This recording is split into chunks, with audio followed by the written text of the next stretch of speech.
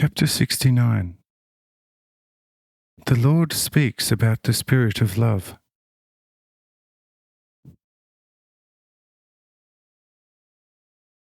Quietly I approach her from behind, pick her up from the floor and say, "But you, my most beloved little child, how do you intend to hold me? I am then much stronger than you." Says the little one when putting her back on the floor, "I know this quite well, that you are endlessly stronger than me, nearly not a little mosquito before you. For you are carrying with your almighty willpower heaven and earth, and holds the sea in its depth. How should I compare my strength to yours? However, what I mean is that you, since I love you so indescribable much, for the sake of my love for you, you will stay a little beyond the time." Say I, "Yes, you are quite right again. For with love one can achieve everything with me. The love for you humans has drawn me to this earth. However, who has love like you can, of course, do with me what he wants, since such love is my very spirit in the hearts of people. And what such requires and wants comes from the deepest depth of the divine order, and therefore you can hold me with your heart quite nicely, and I will never ever separate myself from your heart. However, my visible body is not important, but only my spirit. What I do, behold, is not accomplished by me as a person, but only by my spirit. Nevertheless, for your sake I will stay a few days longer. For tomorrow is Sabbath, and the day thereafter post-Sabbath. For those 2 days I will stay longer, but I will move on, namely to Sidon and Tyre. However, I will then return and possibly stay with you for half of winter." Completely delighted, says the little one, "Oh, all praise to God the Holy Father. Now I am quite content." All admired the 12-year-old little maiden and were astonished about its mind. And an elder said, "Oh, this is a special grace from God. In this tender skin hides an angel of God, for her body and spirit are testimony for it." Says another, "Certainly, the girl only counts 12.5 years, but she looks like a maiden of 16 years. Her body is completely developed and her soul leaves nothing to wish for. She truly has head and heart in the right place. Lucky him who one day will take her in his house as a wife." Jara hears this and says, "A heart who loves God does not require a selfish bridegroom, since it is already guided as bride into the house of God. I know to love people in their suffering and do good to the poor at every hour by day and night. But the certain love of a young man I do not know and will never get to know it, except his heart is filled with the purest love for God like mine."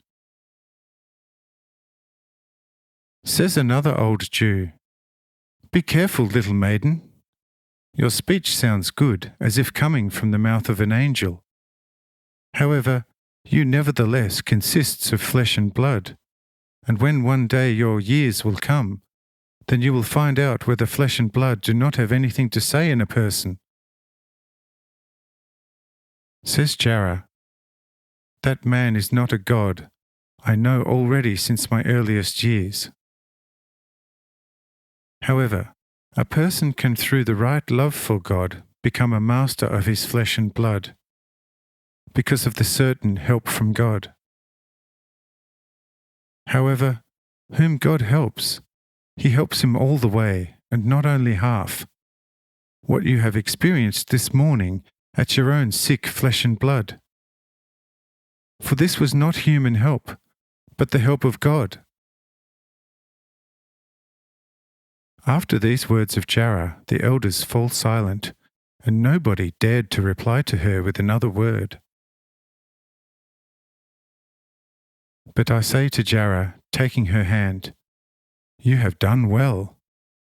You already speak like a fully matured prophet." Says dear smiling Jarrah in a soft voice to me, "It is easy to speak prophetically in your presence if you put the words in one's heart.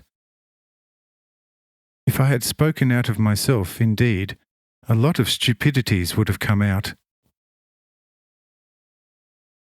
Say I also in a soft voice, "Could be so, my most beloved Jarrah, but from now on you will always be able to speak so wisely.